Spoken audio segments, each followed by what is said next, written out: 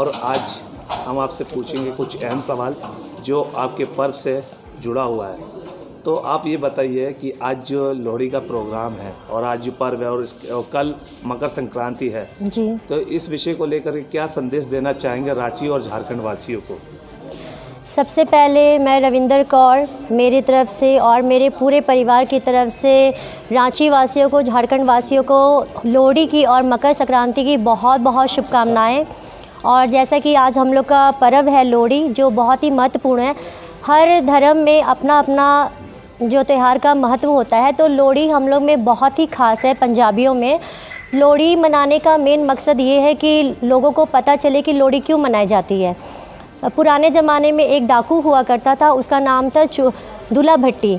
दूल्हा भट्टी बहुत ही मतलब कि जो था वो डाका डालता था, लेकिन गरीबों की सहायता करता था, बच्चों की सहायता करता था। फिर उसी गांव में दो बहनें रहती थी, सगी बहनें, सुंदरी और मुंदरी।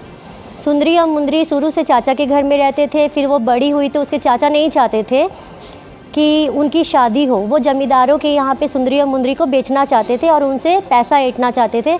लेकिन जब इस बात का पता डाकू को पता चला तो वो गांव में आए और ज़मींदारों से उनको बंधन से छुड़वाया, सुंदरी और मुंदरी को, और दोनों को वो उठा के जंगल में ले गए।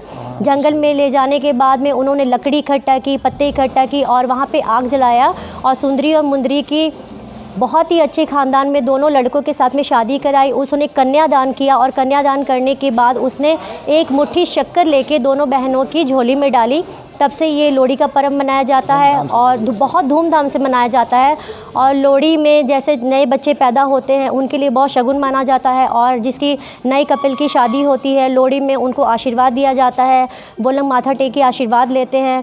उसके बाद में लोहड़ी जो है हम लोग पंजाब में जैसे फसल कटती है, पहली फसल पकने के बाद में कटती है, तो उस खुशी में हल्लो उल्लास के साथ में लोहड़ी हम लोग बहुत ही धूमधाम से मनाते हैं।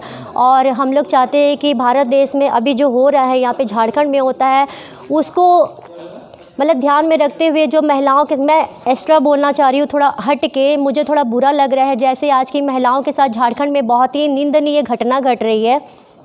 जैसे आप देख सकते हैं, मैं करनी सेना से जिला अध्यक्ष हूँ, तो हम लोग नारी शक्ति के ऊपर में हम लोग संगठन को एक कर रहे हैं। मैं चाहती हूँ कि महिलाएं आगे आए। जैसे आजकल बहुत ही गंदे निंदनीय तरीके से और माझी में किसी बेटी की रेप करके गला काट दिया गया, उसके गुप्तांग को काट दिया गया, तो ये बहुत ही शर्मनाक घटना है। तो आज मैं प्रशासन से विनती करती हूँ कि इसमें ठोस कदम उठाए।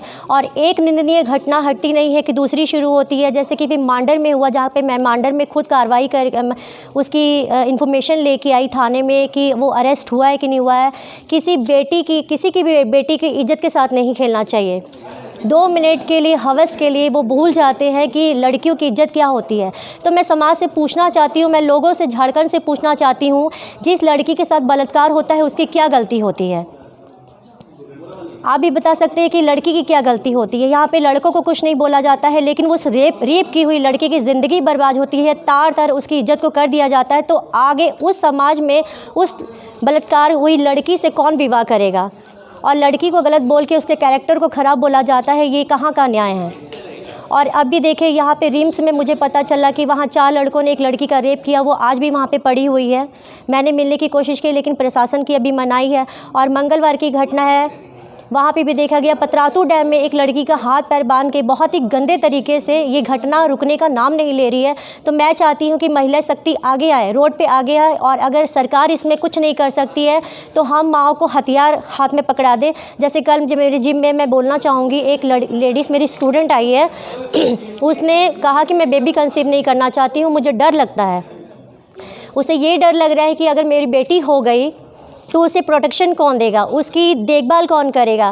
क्या समाज के लड़के या लड़कियां या और कोई उसकी जिम्मेदारी उठाएंगी?